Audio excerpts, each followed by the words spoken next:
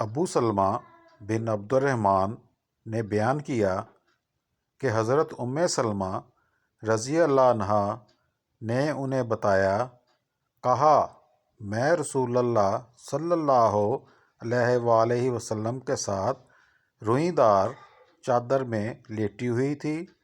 اس اثناء میں میرے ایام کا آغاز ہو گیا اور میں کھسک گئی اور ان ایام کے کپڑے لے لیے، تو رسول اللہ صلی اللہ علیہ وآلہ وسلم نے دریافت فرمایا، کیا تمہارے ایام شروع ہو گئے ہیں؟ میں نے جواب دیا، جی ہاں۔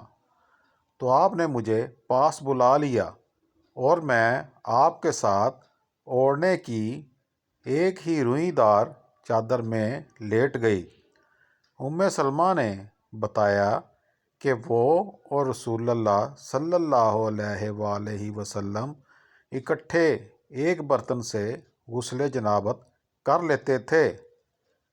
صحیح مسلم حدیث نمبر 683۔